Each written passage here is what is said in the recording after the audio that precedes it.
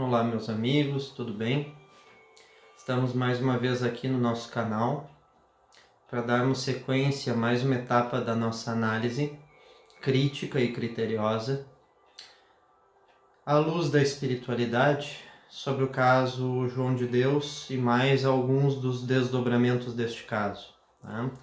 Ele é um caso bastante complexo que envolve muitas áreas a serem abordadas. Nós tivemos que subdividir em uma série de vídeos para conseguirmos trabalhar com suficiente qualidade e profundidade de informações, né?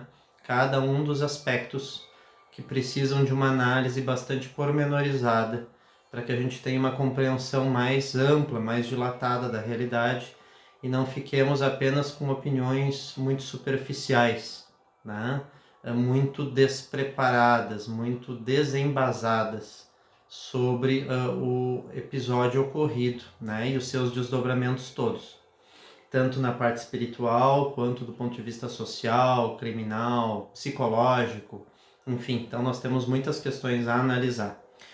Para o nosso vídeo de hoje, que é o nosso 7º vídeo, a nossa intenção é abordarmos mediunidade e agora entrarmos num tema muito delicado. Vai se desdobrar, inclusive, este vídeo também em mais um, né? Pelo menos, para nós conseguirmos falar com suficiente critério. Mediunidade, sexualidade, energia sexual e imoralidade sexual. Ou moralidade sexual. As correlações todas possíveis de se fazer entre esses temas.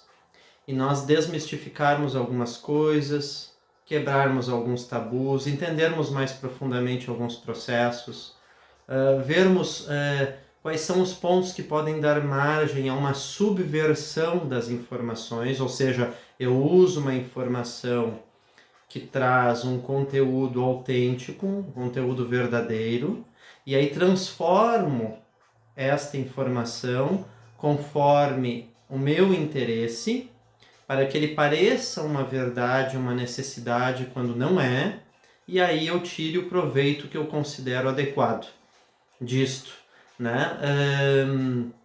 Convencendo as pessoas de que aquilo pode de fato ser um mecanismo genuíno e necessário, imprescindível para que um trabalho aconteça, quando não é bem assim que a coisa funciona. Então vamos trabalhar com uma análise crítica sobre mediunidade, sexualidade, energia sexual, moralidade e imoralidade sexual. Eu pensei para este vídeo, para este 7º vídeo, algumas falas do documentário Em Nome de Deus, né? Algumas falas que as vítimas atribuem ao João, ao médium João, né? Como ele tendo dito a elas. Peguei falas das próprias vítimas. Pensei também algumas falas de pessoas que defendem ali a figura do João, né? Ora o administrador da casa, lá o Chico Lobo, que vai aparecer em gravação, né? Gravação de conversa dele com uma das vítimas, né? Fala de uma guia, né? Que normalmente participava das promoções dos eventos no Canadá, em Toronto, né? Que, enfim, eram para ser atendimentos no Canadá, né? Viravam eventos no Canadá, né? Com uma outra dimensão. Mas não vamos entrar neste critério, né? Vamos tratar especificamente destas falas e as relações delas com sexualidade e mediunidade, né? Então, havia uma das falas no documentário que diz assim: ele tem uma sala em que recebe as pessoas depois do trabalho, normalmente com mulheres. Ok, primeiro ponto aqui. Se nós falarmos de Abadiânia e se nós falarmos de Três Coroas, Associação Caso de Dom Inácio de Loyola Sul, que são os espaços que eu frequentei, em que eu trabalhei, né? Portanto, posso falar com conhecimento de causa.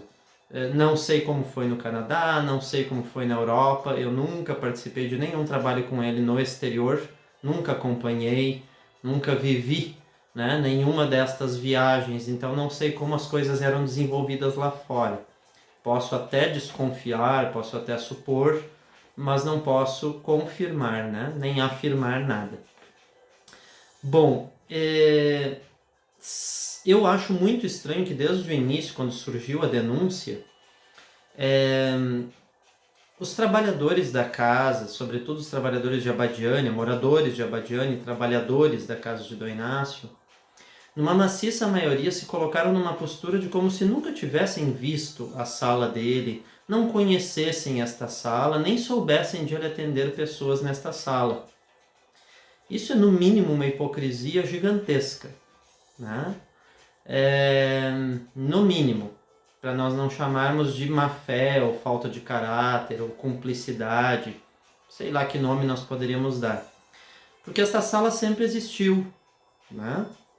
Esta sala de fato existiu, existe em Três Coroas. Aliás, em Três Coroas foi construída inclusive praticamente uma casa anexa, né? A casa em si de atendimento. Então, da sala, que seria a sala da entidade, já se entra, né, para um espaço onde tem banheiro, onde tem quarto dele, e que já abre para um anexo que é uma casa, que foi construída para ele, para ele ter todo o conforto do mundo quando viesse ao Rio Grande do Sul, né? Então estas salas sempre existiram, né, aqui e lá.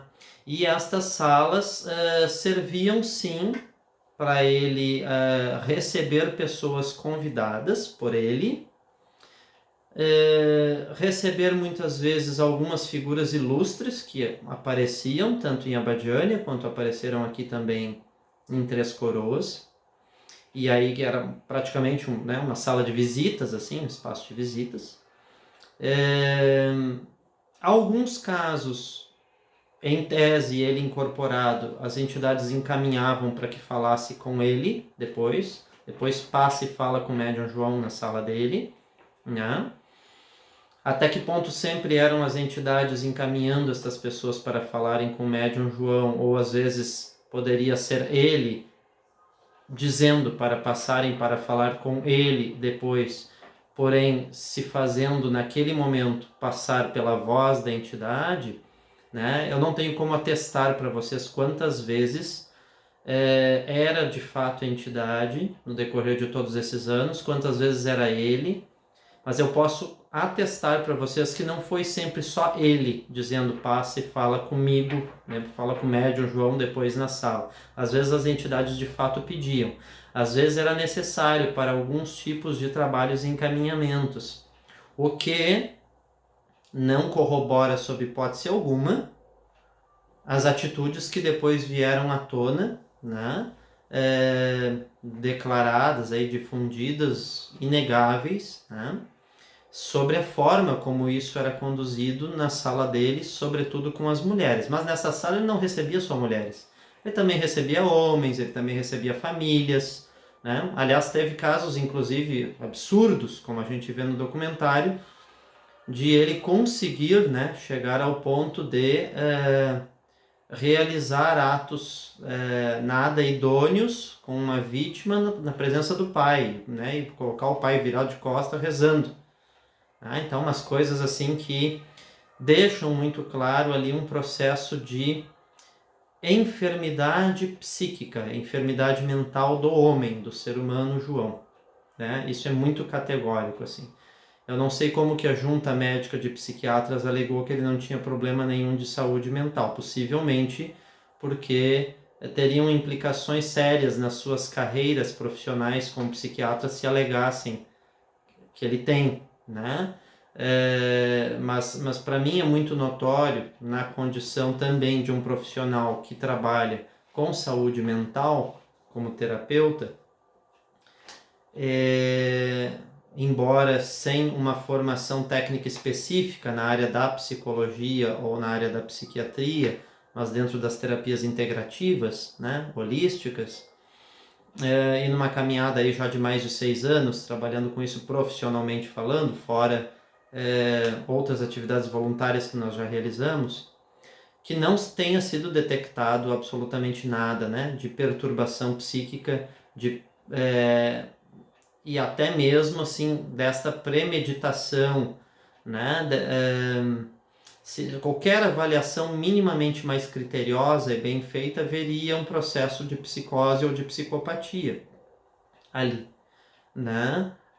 Na forma de olhar, na forma de afirmar, né? Na forma de não titubear em relação a algumas coisas, na forma de negar veementemente alguns processos já mais do que comprovados e não assumir isso, ou entender isto como algo natural, ou atribuir isto a determinadas entidades que teriam operado através dele, adotando este procedimento, sem se corresponsabilizar em nenhum momento com esses processos.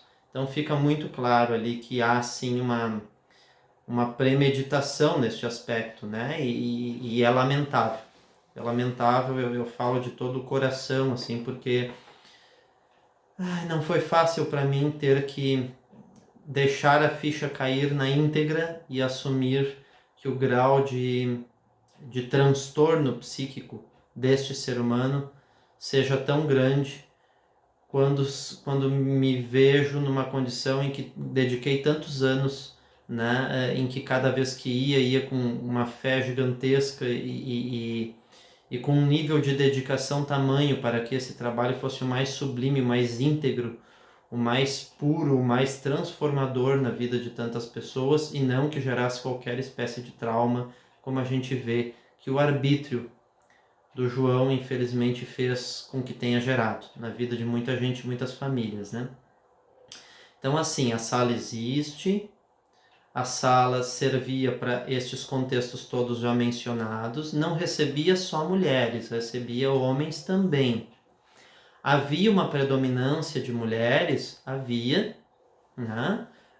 Às vezes as pessoas também queriam ir para bater fotos com ele, ou queriam ir para fazer pedidos específicos, particulares para ele, né? Que extrapolavam propriamente a consulta pública ali, quando ele incorporado e atendendo com as entidades na frente de todo mundo. Algumas pessoas faziam questão de ter este momento, né? E outras eram encaminhadas por ele, indicadas por ele, né? Para irem lá. Então, acho muito estranho quando todos os trabalhadores, ou vários trabalhadores que eu conheço, eu vi em vários momentos na TV, entrevistas, enfim, né, alegando que não sabiam, não conhecem esta sala, que nunca existiu, que ele nunca atendeu ninguém em particular, ou essas pessoas não trabalham na casa, né, mas mentira, porque várias delas eu vi e são pessoas com as quais eu convivi durante vários desses anos em que eu trabalhei, não diretamente, mas nas vezes em que eu ia, né, ao trabalho, ou elas têm algum interesse em dizer que não sabem de nada, ou elas têm algum receio de retaliação se dissessem que sabem, né, ou elas compactuam com o processo, enfim, alguma razão fez com que dissessem que não sabiam da sala, mas a sala sempre existiu, tá? Muito bem. Também uma sala de repouso para ele, de fato, entre sessões. Nem sempre ele estava sempre atendendo pessoas, nem sempre ele estava praticando atos né, com mulheres, como todas as denúncias que vieram à tona, né? Nem sempre era só isto que acontecia, mas muitas vezes havia de fato essa predominância da presença das mulheres e sem sombra de dúvida esses fatos relatados na sua maciça maioria devem ter ocorrido, se não todos, a maioria deve ter ocorrido, né? Num diário de uma vítima lá no documentário aparece a seguinte fala: parece que João transa com muitas mulheres. Ele precisa tirar sua energia delas. Parece que dura segundos, só com o toque. O resto, tudo, é desejo sexual dele. Então, assim, no próximo vídeo nós vamos entrar aprofundadamente, nós vamos ler um texto. E vamos ir dissecando este texto no próximo vídeo. É um texto que trata especificamente sobre o processo da energia sexual em trabalhos mediúnicos. A energia sexual entendida de uma forma muito mais ampla. Nós vamos entrar nestes pormenores no próximo vídeo.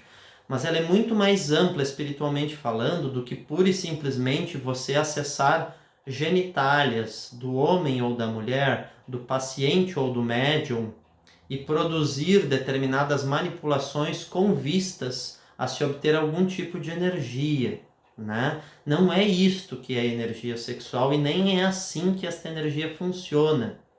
A energia sexual é necessária para qualquer trabalho mediúnico. E, na verdade, para o universo todo funcionar, é necessária energia sexual.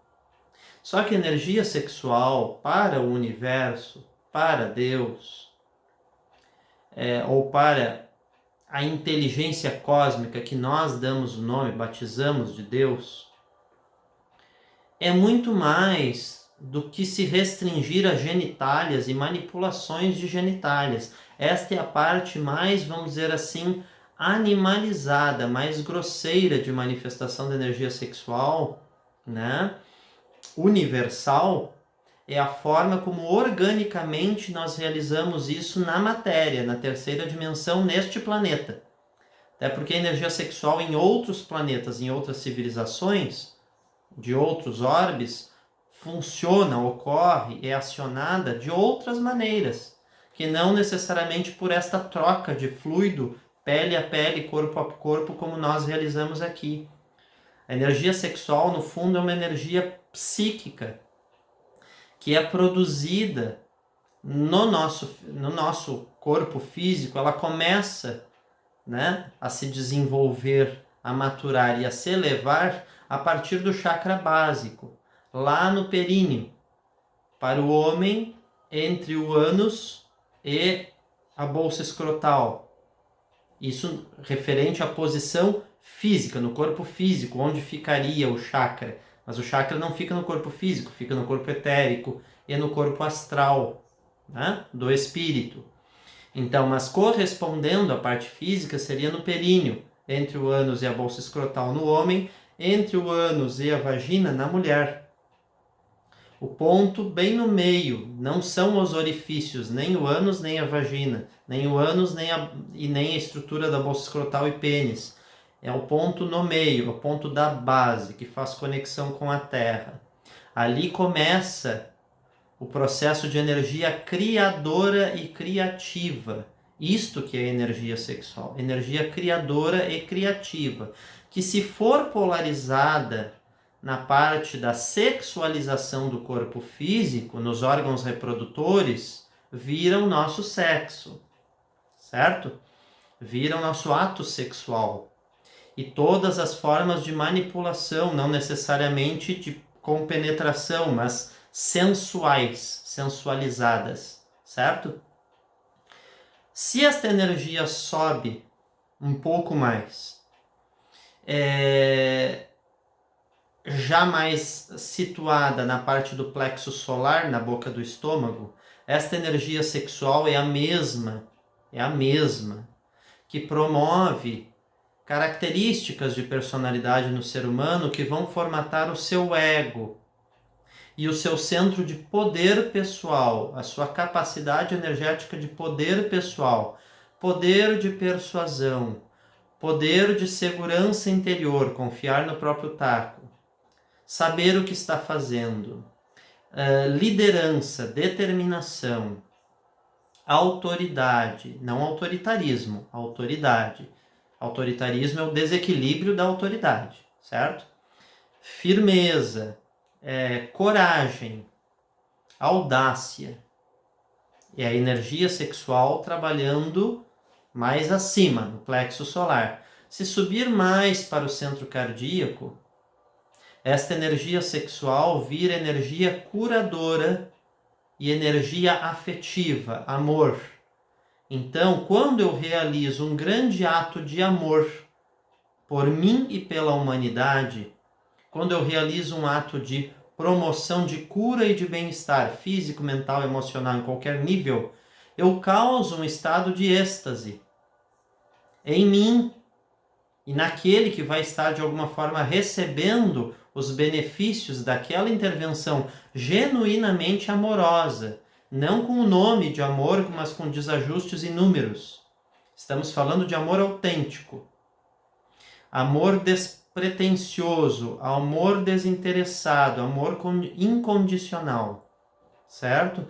Quando eu provoco uma ação no mundo que transforma, que comove, que toca o coração do outro, que penetra a alma do outro, penetra a alma do outro, a alma, não é a vagina nem o ânus de ninguém, é a alma do outro, certo? E que transforma aquele ser humano, que faz com que ele coloque em um estágio de reavaliação, balanço, toda a vida dele, todos os valores que ele nutriu até então, o que era autêntico, o que não era, o que prendia ele, né? Quais são os pendores que ele tinha e que ele sempre temeu desenvolver, não se expôs, né? Não realmente assumiu a identidade da sua alma, deixou que os outros controlassem ou ditassem o que ele podia, não podia fazer, etc. Então, quando eu consigo fazer uma intervenção amorosa, de cura,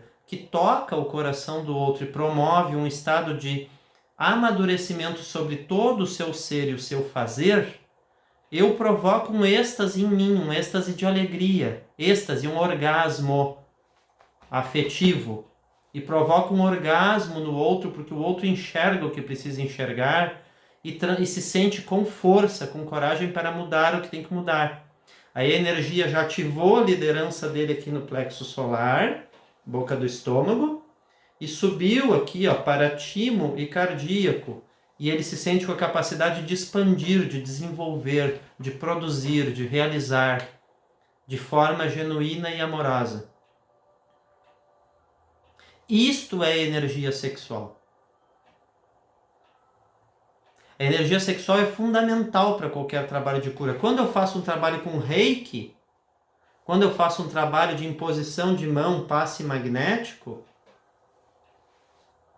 quando eu faço um trabalho de visualização criativa, projetando campos de força, elevando a frequência da aura da pessoa, promovendo limpezas no ambiente e na pessoa, com a força mental, eu estou puxando daqui de baixo esta energia e fazendo ela subir e se manifestar pelo psiquismo. Eu provoco ali uma cópula espiritual. Eu provoco ali um ato sexual criador, psíquico, que gere uma transformação atmosférica de ambiente físico e astral. Quando essa energia sobe para o laríngeo e se manifesta na forma do verbo inspirado, a palavra que orienta, que consola, que liberta, que abre consciências, que faz as pessoas enxergarem aquilo que, de alguma forma, como se estivessem com um véu e não percebessem ou não quisessem perceber, quando de alguma forma eu provoco que a pessoa se defronte com a sua verdade mais profunda, boa ou às vezes dura, porque a verdade às vezes é dura, é difícil de ser encarada, mas não deixa de ser verdade. Em algum momento ela precisa ser vivida e olhada de frente. Do contrário, você nunca se encontra com o seu eu, nunca encontra o seu propósito de vida, né? Nunca encontra uma forma de superar as suas limitações. Então, quando eu uso esta energia subindo para estes centros de força, eu estou provocando atos criadores. E tudo aquilo que for um ato criador é sexual espiritualmente falando. Cosmicamente falando. Quando alguém está produzindo uma obra artística, quando alguém está pintando sob um alto grau de inspiração, quando alguém está compondo uma música, uma melodia, sob alto grau de inspiração, escultura, dança, canto, qualquer canto inspirado, não precisa ser só canto lírico, qualquer modalidade de canto inspirado que traga letras profundas, que traga letras que toquem a alma do ser. Quando eu estou trabalhando com cores, cromoterapia, quando eu estou trabalhando com ervas, quando eu estou mexendo com esta energia das forças da natureza nas suas várias formas de vibração, forma luz, forma cromática pigmento, forma som, instrumento musical, canto, manual, artesanal, artística, da forma como for, eu estou trabalhando com a mais genuína, profunda e pura energia sexual do universo, manifesta através do meu organismo e do meu psiquismo. Porque que energia sexual e energia de criatividade ou de criação para o cosmo é a mesma coisa. Quando uma nebulosa explode e forma um conjunto de sistemas solares, de galáxias, ali está havendo um ato sexual. Aquela explosão é um ato sexual cósmico. Aquela explosão é como se fosse um orgasmo cósmico, criando realidades, criando novas formas de vida, criando novas estruturas e vibrações. Perdão. Tive a sensação de ter visto agora algo aqui. Me gerou um susto. Porque foi uma impressão muito contundente, desculpa. Mas também não consegui visualizar em detalhes o que foi. Certo? Mas voltando. Quando eu crio estes processos todos, eu, mente cósmica, eu, espírito, estou em profundo contato como se com as células da vida no universo. Então, esses processos de criação no universo ou na minha vida manifesta através da arte, é como se eu estivesse manipulando células de vida, óvulos, espermatozoides, e criando realidades, criando novas interpretações para a realidade, novos sentimentos, novas sensações nos outros que vão travar contato com este trabalho, com esta obra. Quem não sente prazer degustando uma boa comida? Prazer, orgasmo. Pois é, então degustar uma boa comida e culinária bem feita, a arte da culinária, é uma forma de energia sexual. Quem não sente prazer em ir a uma galeria de arte e se extasiar com belezas na forma como alguém recorta a realidade e coagula, plasma com uma determinada forma artística. Aquilo ali, este prazer estético, prazer artístico, prazer com o belo, é energia sexual. Quando a gente vai a um concerto, a um show, e aí aquela explosão de euforia, se for um show mais popular, aquela explosão de euforia, de alegria, todo mundo pulando, dançando, e o pessoal entra num êxtase coletivo, aquilo ali é energia sexual, cósmica. Não é este sexo reduzido que nós aprendemos a entender como os nossos órgãos sexuais. Então, quando a gente vai num estádio de futebol e aí torce enlouquecidamente lá e faz ola, todo mundo junto, e aí aquela sincronicidade coletiva, aquele êxtase que as pessoas entram, êxtase, orgasmo, prazer, psíquico, emocional, visceral. Então ali tem energia sexual. Todo ato mediúnico tem energia sexual envolvida na história. Agora, isto não tem nada a ver com você usar do argumento de que é a energia sexual que cura e que promove uma série de coisas, porque é a energia sexual que promove. Mas não é você mandando alguém manipular o seu membro. Não é você pedindo que a pessoa deixe você tocar as intimidades dela, nem o seio, nem a vagina, nem não sei. Não é você mandando a pessoa fazer sexo oral, que você vai liberar fluido para promover a cura dela. E isto é fruto da sua enfermidade psíquica, que faz usar um conhecimento que você tem do que realmente é energia sexual e distorcer para um leigo, para alguém que está indo ali de boa fé, ter uma oportunidade, tentar ter uma oportunidade de se reequilibrar nas suas emoções e na sua saúde, ou de pedir este reequilíbrio por um familiar seu.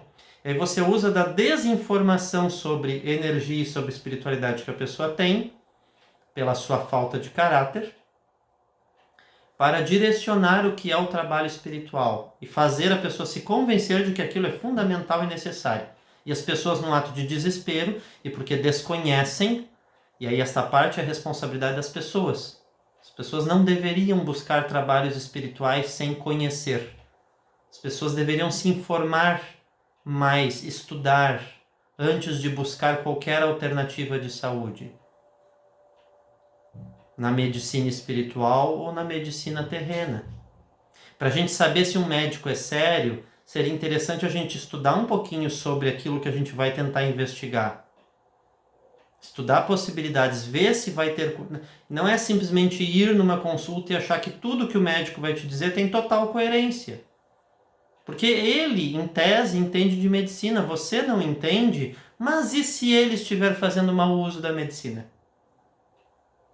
E se ele não for tão sério em caráter assim? E se ele tiver coparticipação com o laboratório, com a indústria médica, com isso, com aquilo, com cirurgia, e aí ele vai tirar mais vantagem se ele te convencer de que ele tem que te operar, quando talvez tenha alternativas que não dependam da operação. Mas ele te convence por A mais B que para o teu caso não há outra alternativa que não seja operar. Porque ele vai ganhar. Um médico sério não vai se subverter a isso, mas você tem que ter certeza. Você tem que conhecer o histórico desse médico para saber se ele é íntegro e vai usar a medicina com integridade ou não. Só que se você tem que fazer isso com um médico, se você tem que fazer isso com qualquer outro ofício da nossa vida social material, por que você acha que não tem que fazer isto na fé e na busca por trabalhos espirituais? Quem foi que lhe disse que não é possível manipular informação espiritual para tirar vantagem também? Então, tem responsabilidade quem engana fazendo mau uso da espiritualidade, ainda que tenha uma espiritualidade genuína, tem total responsabilidade. Mas você que foi buscar, que acreditou piamente e que vai de braços abertos, confiando em tudo que lhe dizem, completamente fragilizado, você também é responsável. A sua fragilidade não deve ser uma desculpa para você não se aprofundar no conhecimento espiritual o suficiente para pelo menos ter discernimento de saber onde você está pisando, a quem você está se entregando, que tipo de intervenções você vai se submeter em nome de uma pretensa cura ou tratamento espiritual. Isto é um aviso contundente. É uma responsabilidade moral minha, desta vida e de outras vidas, em que eu já tive oportunidade de exercício espiritual e que fiz mau uso, por ganância, por poder, por achar que poder era manipular a boa vontade das pessoas. Isto é uma distorção do que é poder. Poder é amor verdadeiro. Poder era o que Jesus fez, sem qualquer intenção. É a sabedoria de poder fazer pelo outro e não precisar de nada em troca. Nem querer exigir nada em troca. Porque quem tem amor suficiente para dar e para curar, não precisa pedir nada em troca. Não precisa submeter ninguém a sacrifício nenhum. Se você vai a algum lugar e alguém lhe pede alguma coisa que você tem que chorar e fazer aquilo chorando, você não queria, mas você vai fazer porque você quer acreditar que aquilo é necessário. Se você precisou chorar e não chorar por uma emoção de alegria, mas de desconforto, de se sentir invadido, pelo amor de Deus, não faça. Isto não é cura. Não pode haver cura onde houver medo. Não pode haver cura espiritual genuína onde houver tristeza, onde houver abuso de qualquer natureza, onde houver espaço para você sentir desconforto interno e uma sensação de que algo não pode estar certo. Se houver espaço para você sentir isso, isso é um aviso dos espíritos superiores que comandam a sua evolução, ou talvez até de um trabalho maior, dizendo: minha filha, enxergue. Ou meu filho, né? Enxergue. Não se submeta a tudo. Não venda sua alma em nome de uma pretensa cura que talvez você acha que chegará e pode não chegar. E se for nestas condições, é mais provável que não chegue. Porque todo o processo genuíno de cura espiritual tem que promover sensação de libertação da sua consciência. Tem que promover paz. Paz de espírito. Tem que promover transcendência. Você tem que ver em tudo ao seu redor e dentro de você que as coisas estão andando para frente e para o alto. Não pode estar descendo. Se algo na vibração estiver fazendo com que você sinta que desce, para. Retoma tudo. Dá um basta. Disfarça, sai de soslaio, diz que vai pensar um pouco melhor e não pisa mais neste espaço, neste contexto. Não se submete. Isto não é de Deus. Não é de um Deus integrado. Não é de um Deus em equilíbrio. Não é de um Deus que é profundo amor, bondade e justiça. São desvirtuações da energia divina. São desajustes da energia divina.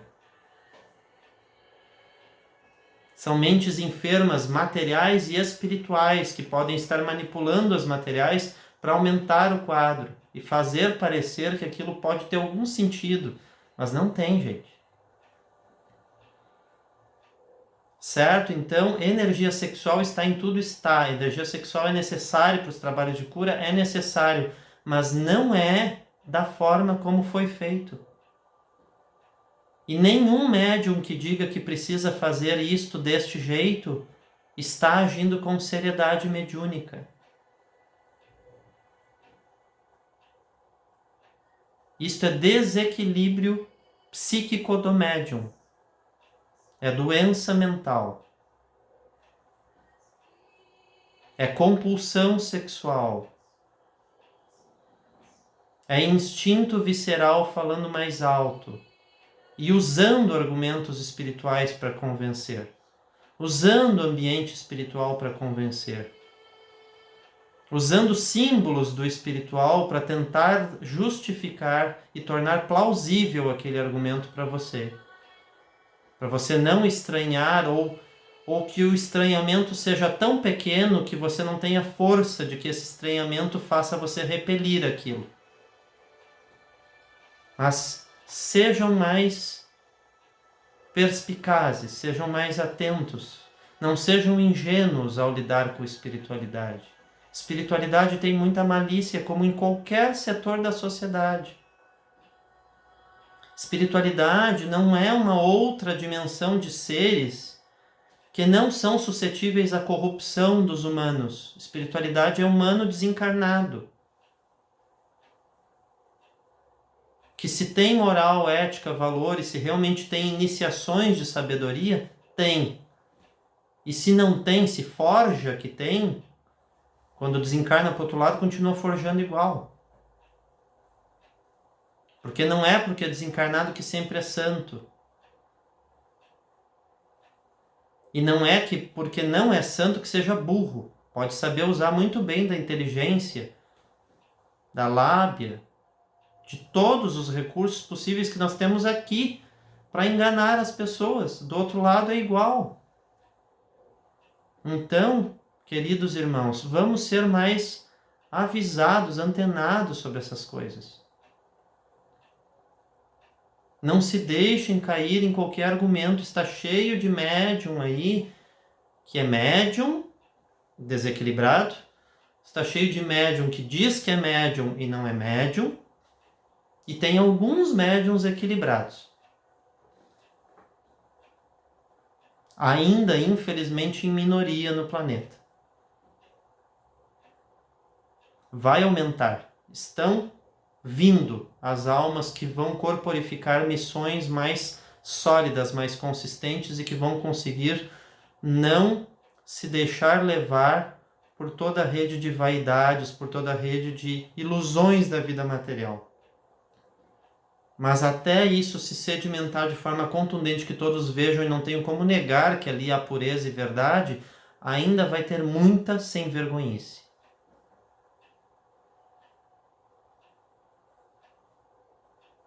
Sobretudo dos que já estão ocupando esses status de intermediários da luz e do amor.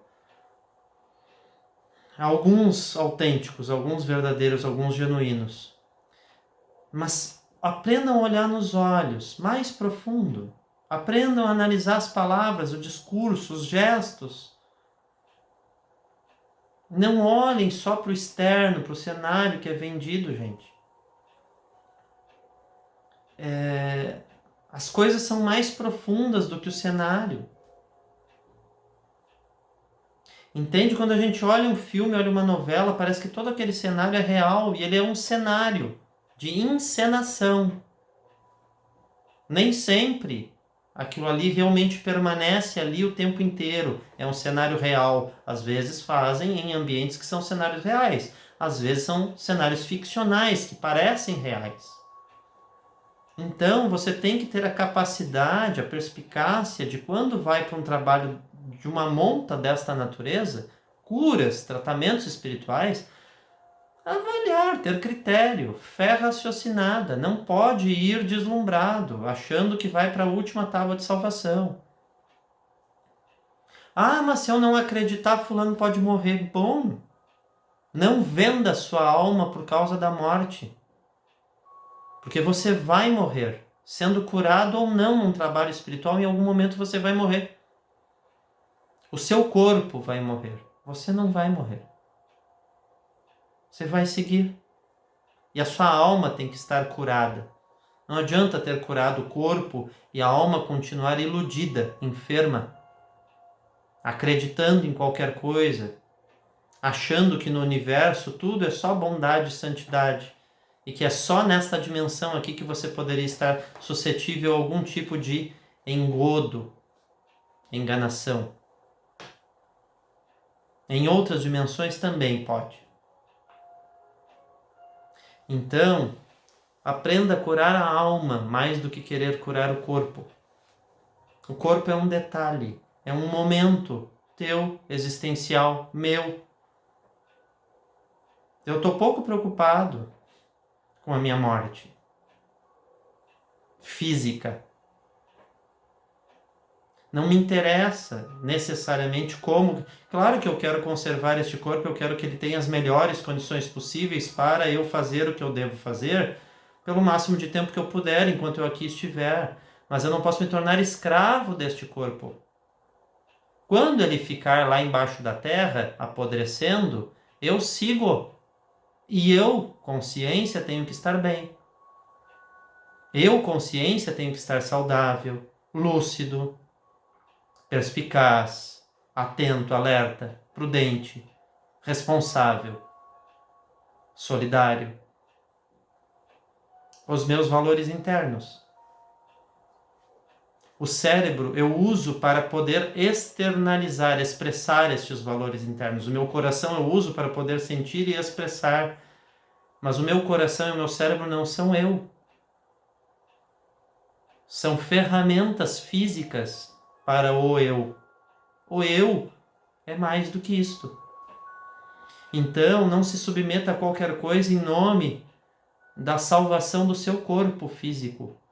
Nem tudo vale a pena para salvar o corpo físico. E nem sempre você fazer isso garantirá que o seu corpo será salvo. Às vezes é só um argumento para você acreditar. Muito bem. Nesta fala em que a vítima escreve lá no seu diário que ele precisa tirar energia das mulheres, né? Que essas transas parece que duram segundos só com um toque. Quando eu tenho conhecimento da magia, quando eu tenho conhecimento das artes de manipulação de energia, material e espiritual, e preciso lançar mão, ou acho que preciso lançar mão, ou quero convencer alguém de que eu preciso lançar mão, de manipular ou ser manipulado nas minhas genitálias para produzir determinada energia ou efeito, ali está havendo um processo da minha compulsão sexual vampirizando a energia do outro, mais espíritos que vibrem nesta mesma frequência do outro lado, que tenham e ainda se comprazam, né, com este tipo de forma de manipulação de energia, aumentando e ampliando a minha compulsão, para que em eu provocando isso sobre o outro e provocando no outro medo, ansiedade, excitação nervosa misturada com tensão, com pavor, com paralisia, não saber o que vai fazer, este quantum desta energia é liberado. E estes espíritos que manipulam se alimentam desta energia, deste medo, dessa tensão, desta ansiedade, disso tudo. E eu me alimento daquela cena, me alimento de saber que a pessoa está vulnerável na minha frente, me alimento de saber que a pessoa tem medo, mas não tem reação, e que eu estou no total controle da situação. Para a mente doentia, é bom sentir esse êxtase do outro ali, completamente vulnerável na tua frente. E tu é o Deus dela. Tu faz o que tu quiser com ela. Ela acredita no que quiser, no que tu quiser que ela acredite. Ela se submete ao que tu quiser que ela se submeta. Isso para uma mente enferma por poder é o êxtase. E só isso já dá um orgasmo. Então ele não precisava necessariamente estuprar todas as mulheres com penetração, com tudo que tem direito num ato sexual físico. Bastava estas manipulações, bastariam, em alguns casos, isto que nós chamamos popularmente de estímulos, né? Arretos, uma linguagem bem popular. Bastavam estes arretos para que isso provocasse toda essa reação neuroquímica na mulher e nele. Ele se locupletasse desta energia, sobretudo se ele estiver sob a influência de uma consciência que se alimenta desta energia, também por vampirização fluídica. Então eu te dou mais energia e te dou mais poder para tu fazer mais coisas, mas tu precisa me dar essa energia, então tu tem que provocar isso nos outros. É uma troca, é um pacto. Isto quando a mediunidade já está degenerada, você já está servindo a outras ordens de espíritos. E que podem ter perspicácia tranquilamente para se dizer o nome tal, sou doutor fulano de tal, sou isso, aquilo. Você vai ser esposa do doutor não sei o que, se você doar energia, vai ganhar tudo, te dou isso, te dou aquilo. Ainda mais se a pessoa tem dinheiro, pode fazer mais jogos ainda, psíquicos. Então, Isto não é cura, não pode ter cura nisto. Não caia nesta. Certo?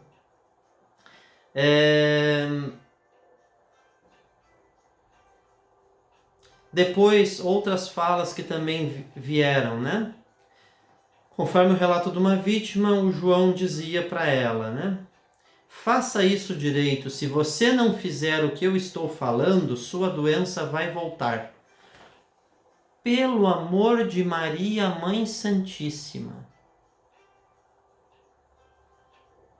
O que te faz supor que alguém que te diz que se você não fizer isto direito, é manipular a genitália dele, a sua doença vai voltar e você acredita.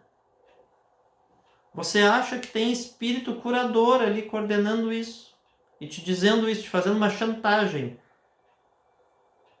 Me faz ter um orgasmo sexual aqui, senão a tua doença vai voltar. Faz direito. Mas desde quando? Precisa. Um espírito de luz precisa que tu provoque orgasmo no aparelho de um médium para que isso dê energia para alguma cura real física tua. Qual é a lógica deste raciocínio? Para você achar que pode ter fundamento nisto. Ah, mas porque eu via fazendo com tantas pessoas, curando tantas pessoas. Mas não é assim. Alguém poderia em outro momento se curar através de uma intervenção de um bom espírito, de um benfeitor, que conseguisse vibratoriamente no momento estar ali, né? E de fato, a própria pessoa também, pelos seus méritos, pelos seus valores pessoais, pelos seus esforços internos, pela sua fé, tem proteção espiritual suficiente para quando se aproxima e busca um trabalho ali, consegue ancorar energia, consegue permitir que naquela hora o instrumento, realmente o médium, se entregue e consiga canalizar e aquilo ocorra. Mas aquilo é lá para ela, porque ela fez a parte dela. Isso não é regra para dizer que todo mundo passa pelo mesmo processo para ser curado, tem que se submeter às mesmas coisas para ser curado. Cada um ali era cada um. Mesmo sendo milhares passando, cada um era cada um. Que entendam isso, não existe cura igual para cada pessoa. Cada espírito é um espírito, está num estágio. O tipo de intervenção para cada um é específico para cada um. A proteção maior ou menor espiritual que cada um tem é de cada um, é pelo que cada um realiza para ter ou não ter esta proteção. E essas mulheres que passaram por estes processos todos, minhas irmãs, se estiverem ouvindo este vídeo, vocês não são qualquer mulher. Ele não escolhia qualquer mulher para fazer isto. Ele sabia enxergar nas mulheres quais tinham mediunidade e quais ele conseguia, pela força mental magnética dele, mais a influência dos espíritos que naquele momento estivessem agindo sobre ele, não necessariamente não os genuínos, não os autênticos, não os médicos de luz. Ele conseguia com a mente dele mais esta assessoria que recebia, absorver, sugar,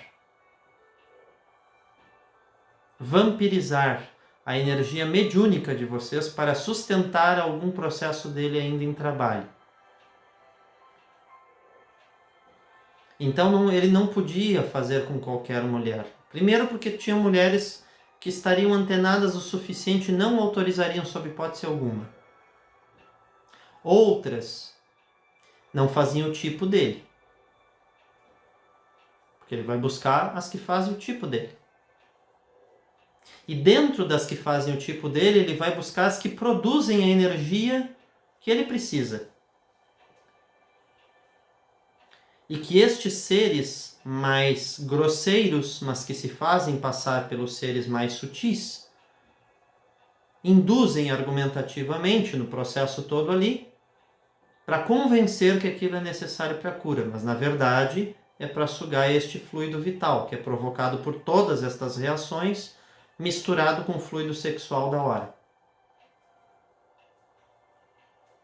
Isto que era feito com vocês, de alguma forma, era magia negra. Infringir o livre-arbítrio de vocês e produzir em vocês a sensação até de culpa se vocês não fizessem. Como se vocês é que fossem ser as desumanas, as que não pensam no próximo, as que não querem de verdade a própria cura ou a cura do seu ente querido, se não se submetessem. Isto é argumento baixo de magia negra.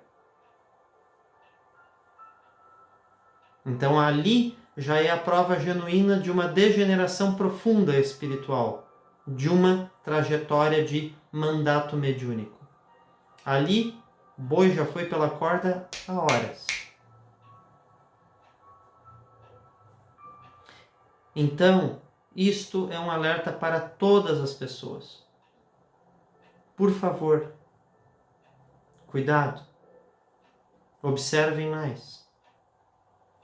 Não se permitam entregar a nenhuma figura que se auto-intitule guru do que quer que seja, ou capaz de provocar efeitos XYZ, e que o que venha dela tudo justifique qualquer tipo de benefício que você vá buscar.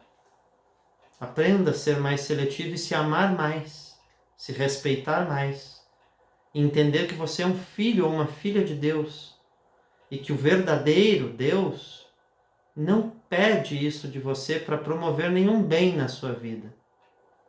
O verdadeiro Deus não faz chantagem com você pedindo troca de nada para você ganhar outra coisa.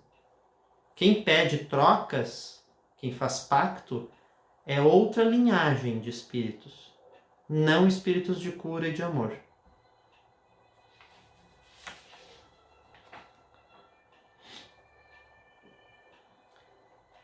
Outra fala que uma vítima atribui ao médium. Quando não estou incorporado, sou apenas um homem, e um homem tem suas necessidades. Isso é machismo. Isso não é mediunidade séria, genuína.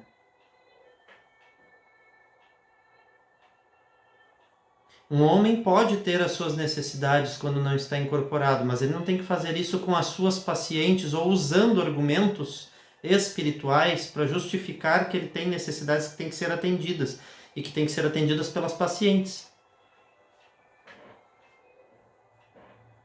Tem que ser atendida pela mulher, pela esposa, se ela quiser.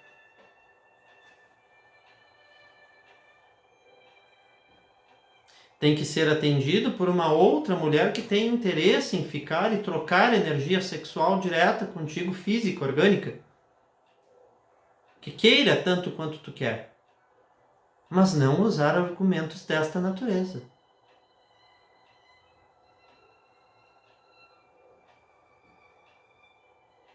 Cuidado, gente. Aí uma guia lá que levava ele para o Canadá, para os eventos no Canadá. Aí tem aqui algumas falas dela. Possivelmente, ou ela realmente não conhecia nada do trabalho, que eu acho pouquíssimo provável, ou ela conhecia e compactuava com vários processos, o que eu acho mais provável. Mas eu não posso acusá-la, sob hipótese alguma, né? Não a conheço pessoalmente, não conheço sua índole, não conheço seu trabalho, não sei como é que é o dia a dia dela. Não sei quais são as reais intenções dela, não sei que tipo de argumentos ele utilizou ou não para convencê-la, seja lá do que for. Então, eu só tenho conjecturas, não tenho como afirmar. Mas veja as falas, né? Eu nunca vi ele atender ninguém particularmente. Nunca viu no Canadá, então, né? Porque no Brasil, em Abadiânia, Qualquer pessoa, ainda mais sendo guia de grupo, era difícil não ver e não ter levado alguém até a sala dele em algum momento para algum atendimento específico. Mesmo que não tenha rolado nenhum tipo de assédio ou de abuso sexual. Mas dizer que nunca viu é no mínimo estranho, né? Não havia sessões privadas, nunca vi. Não é assim que funcionava. Talvez não era assim, então, no Canadá, bem provavelmente, né? Acho que no Canadá nunca teve sessões privadas, um salão grandão, eventos, pessoas pagando para participar do evento, né? Porque não era o que se via aqui. Aí depois outra fala dela, que esta assim me deu a cara de que era uma pessoa, né, não muito confiável. João é um astro. Ele podia ter a mulher que quisesse. Por que ele faria algo com uma moça num lugar público, com todo mundo esperando do lado de fora? Vamos começar, né? Primeiro problema, João era um astro. Tu ser uma guia espiritual que leva pessoas em busca de um tratamento de fé, de cura, uma espiritualidade séria e genuína, chamar e considerar que o médium para o qual tu está levando é um astro, dar ênfase a isso, possivelmente dava ênfase a todas as pessoas que ela guiava, já tem um equívoco gigantesco em trabalho espiritual aí, porque não é para existir nenhum médium que seja astro de nada. Médium não é astro. Médium é para ser um servidor do amor. Médium é para resgatar as porcarias que fez no passado através de uma faculdade que lhe oferece condições de mais rapidamente acessar mais pessoas e oportunizar mais recursos para essas pessoas. Possivelmente porque a quantidade de pessoas que você já contribuiu para estragar a vida delas em vários sentidos, em outros contextos, foi grande também. Então, médium é para isso. Médium não é para desfilar na passarela. Nem para bater fotos e holofotes. Não é para isso que serve médium. Então, João se tornou um astro. A sociedade o fez um astro. Mas ele não era para ser um astro. Aí o segundo ponto problematiza, né? Com grandes problemas aqui. Com grandes problemas. Problematicíssimo.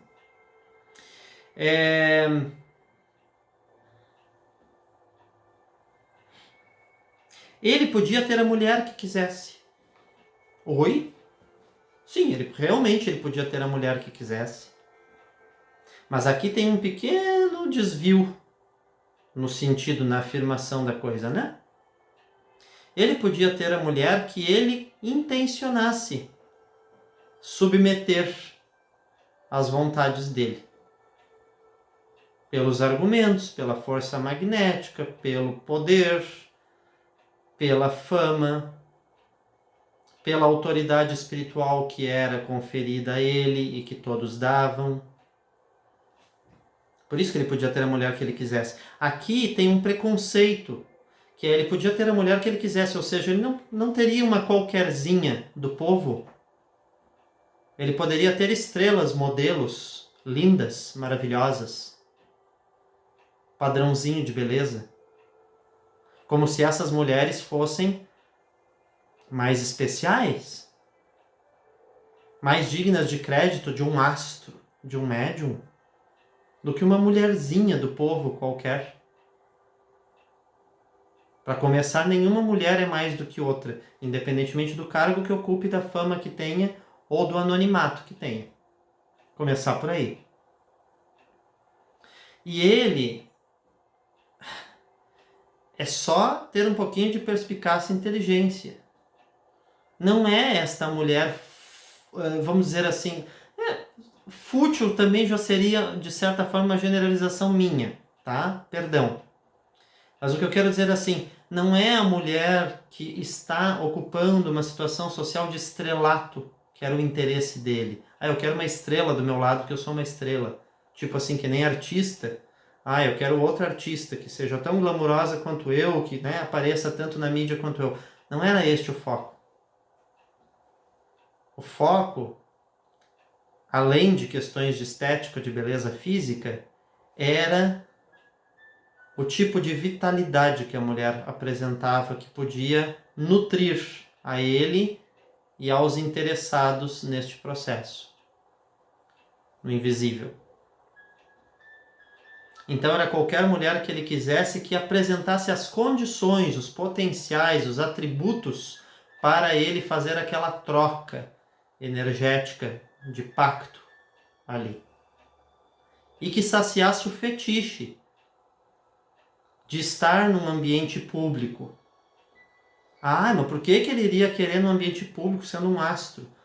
Bom, mas não tem gente que tem atração sexual, e não precisa ser, né?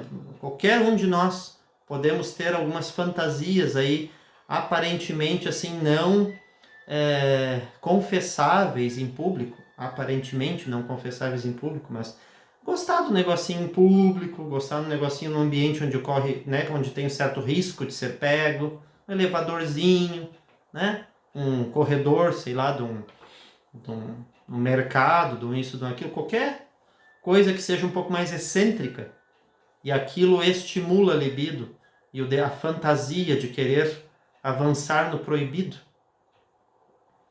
Que tal um ambiente sacro?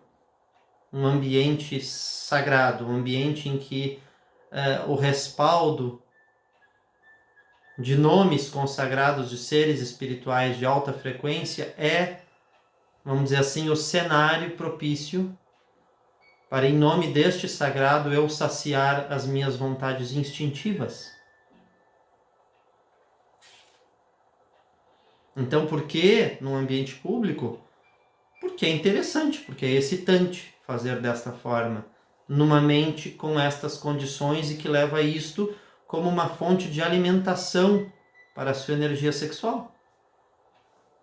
Simples assim. Mas um astro faria isso? Bom, mas nós não temos tantos astros aí que nós descobrimos no decorrer do tempo.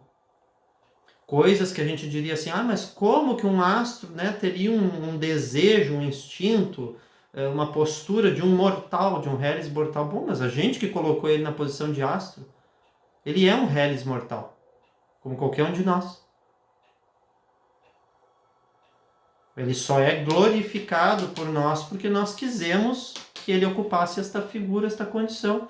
No momento em que a gente vai lá e aplaude e coloca num pedestal, a gente faz isso. Mas pode usar droga, pode beber, pode bater na esposa, na namorada, pode assassinar, pode fazer várias coisas, né? E é astro.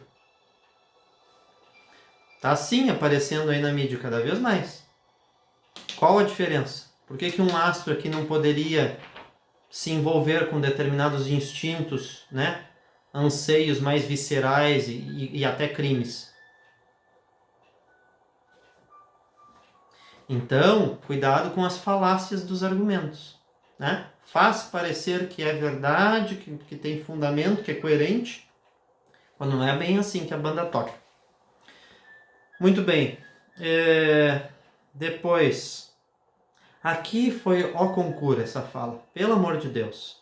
Uma das filhas do João, na entrevista, no documentário, fala assim: observem a frase. Aprendam a interpretar o conteúdo. Claro que tem muita gente que está ouvindo este vídeo e vendo, assistindo e que interpreta. Mas está cheio de gente na nossa sociedade incapaz de interpretar ou com preguiça de interpretar. Então, eu tento traduzir aqui em miúdos para ver se desperta mais consciência, gente. Então, por favor, não estou subestimando a inteligência de ninguém, mas há casos em que é complicado, as pessoas não interpretam. A filha, uma das filhas diz assim: como que um pai abusa só de uma filha se ele tem 4 filhas? Oi? Tu está querendo dizer que ele só seria um abusador eu só poderia acreditar que ele abusa se ele abusasse de todas. Ele não pode ter uma de preferência para abusar. Ele não pode ter uma em que ele desconta essa sede dele ou a paixão travestida ali de paternidade. Vai saber, né? Pode ter sido até uma alma que já foi mulher dele, que já foi amante dele em outra vida, que já teve um outro contexto, e que isso retorna com uma certa contundência, ou talvez não foi, mas na mente dele se projeta como se tivesse sido. E aí ele considera este argumento mais do que lícito e justificável para dizer, não, esta vai ser minha. As outras não, as outras são só filha. Esta vai ser minha. Na cama. Então não dá para entender aqui se elas querem dizer que só seria possível ele ser um abusador de filha se ele fosse com todas as filhas? Ou se elas estão de alguma forma até meio ressentidas, assim, no sentido, como é que ele teria fulano de preferência e também não nos procurou para ir para a cama? Né? Ou querendo usar isso para justificar, não, ele não faz com ninguém, porque se ele fizesse, ele faria com todas. Quem disse que precisa ser com todas para fazer? Não é com todas. Já falei, é com aquelas que ele conseguia extrair o que ele queria de energia. Da forma mais grosseira possível de extrair esta energia. Não de uma forma humana, não de uma forma que realmente justificasse um objetivo nobre. A forma como foi feita não tinha nada de nobreza. Tinha bastante obscurantismo na forma de fazer.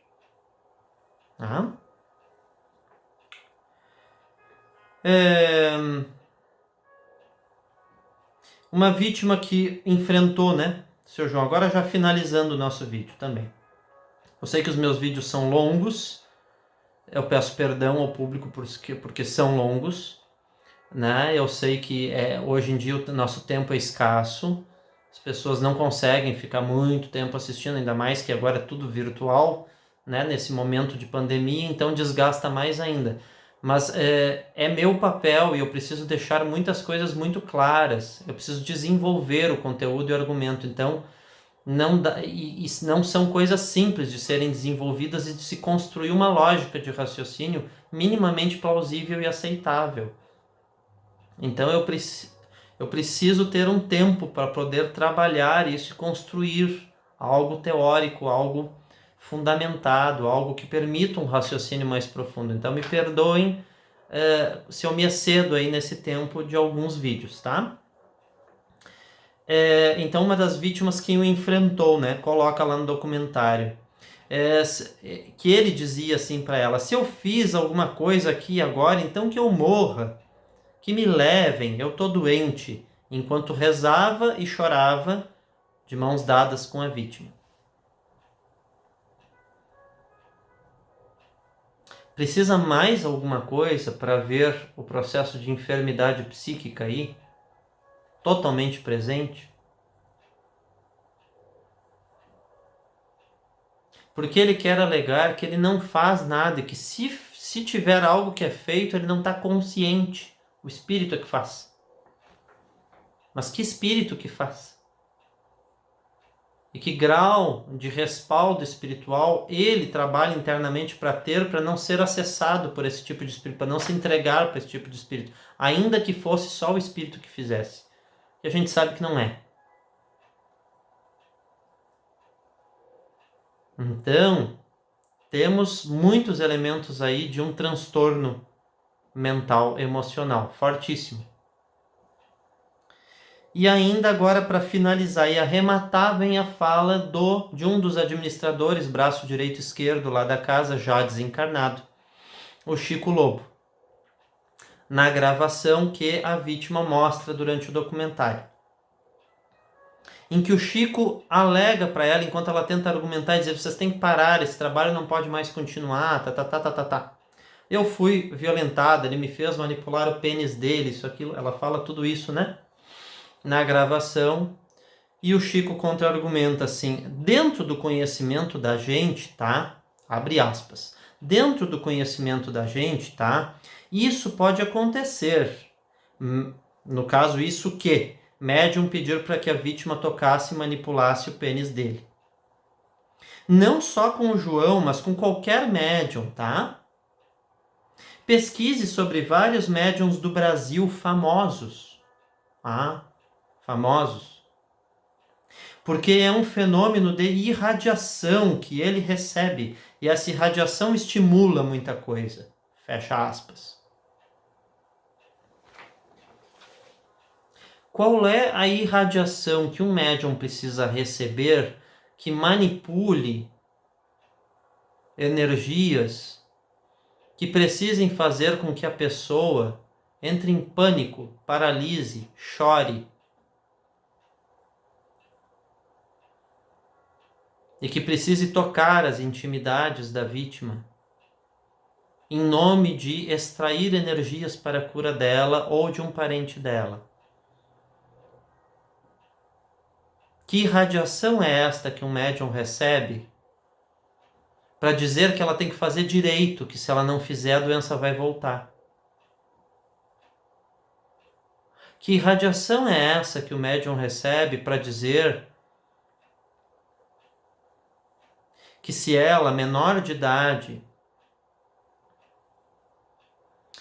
for com ele para um país tal, não sei o que ele dá casa, apartamento, isso, aquilo, resolve a vida dela, material, desde que ela seja dele.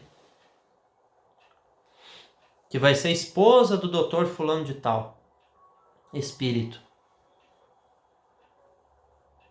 Qual é o espírito de luz que precisa ter esposa encarnada,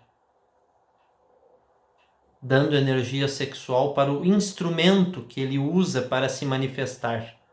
O médium. Qual o espírito que precisa dessa energia para trabalhar com cura? Me apresentem um espírito de luz, de verdade, de amor, que precisa deste tipo de energia para trabalho espiritual de cura.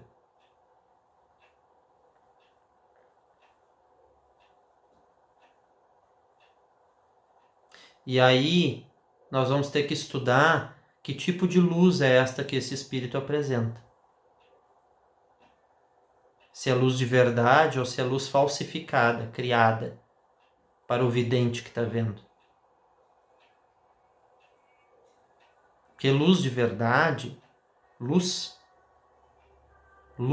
informação, luz, esclarecimento, esclarecer, tornar claro, tornar luminoso, esclarecimento. Luz, conhecimento. Luz, sabedoria. Luz, liberdade. Evolução, amor. Luz não é manipulação. Luz não é chantagem. Luz não é pedir nada em troca. Luz não é ameaça. Luz não é provocar timidez. Provocar sensação de se sentir agredido, violado. Luz não é provocar desesperança. Não pode haver luz nisto. Não existe luz nisto. Isto está predominando a energia da escuridão. Fica este vídeo de alerta, meus irmãos. No próximo nós vamos trabalhar profundamente o que é, de fato, energia sexual utilizada em trabalhos mediúnicos para promover bem-estar e cura, e como se utiliza a energia sexual para promover cura e equilíbrio de fato, sem lançar mão de nenhum destes artifícios, sem tocar na pessoa, ou pelo menos sem tocar com esta intenção, com este foco.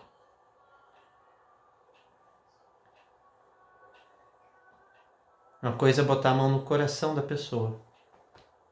Uma coisa é colocar a mão aqui na fronte da pessoa, trabalhar os hemisférios cerebrais, a glândula pineal. Outra coisa é mandar segurar, endurecer, lamber, fazer acontecer. Isso não é trabalho de cura. Então fica este alerta, meus irmãos. Se consideram que isso elucida, esclarece, fortalece, liberta, traz mais luz e entendimento de fato, por favor curtam, por favor compartilhem, por favor se inscrevam e ajudem a disseminar essas informações ao máximo de pessoas possível, para que não se deixem mais em país nenhum, em templo espiritual nenhum, com médium ou guru nenhum que se intitule guru ou que tenha sido, intitulado, empossado no cargo de guru pelo povo, desavisado, desorientado, mal instruído, e que dê poder para que este guru manipule a crença de qualquer pessoa e faça, infelizmente, os descalabros que nós vimos que foram feitos. Certo? A paz de Deus que fique com todos nós e que nos dê força, para que a nossa fé consciente, racional, sensata, prudente, lógica, esteja acima da fé cega. A fé precisa continuar existindo, porque é ela que nos move, é ela que nos dá força para superar os obstáculos. E ela é um atributo da própria divindade dentro de nós. Todo aquele que estiver desprovido de uma atitude interna de fé para consigo mesmo, para com o mundo, para com a humanidade, está desprovido da própria divindade dentro de si. Então a fé precisa continuar. Não é pelo mau uso da fé que a gente tem que dizer que a fé não existe, que a fé não vale nada, que tudo é uma patifaria. Mas é qual fé que precisa continuar? Com que qualidade essa fé precisa continuar?